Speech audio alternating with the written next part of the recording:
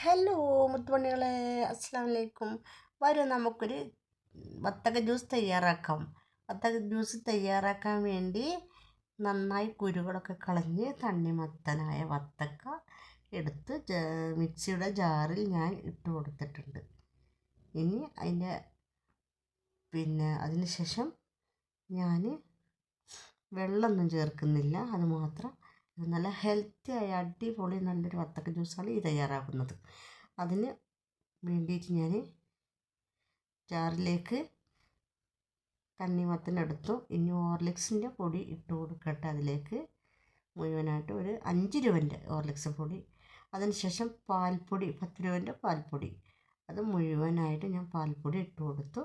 പിന്നെ ഏലക്കക്കായിൻ്റെ 2 കുരുകൾ, അതിൻ്റെ പൊളിച്ചിട്ട് 2 കുരുകൾ, പിന്നെ അല്പം തേങ്ങ ഇട്ട് കൊടുത്തു.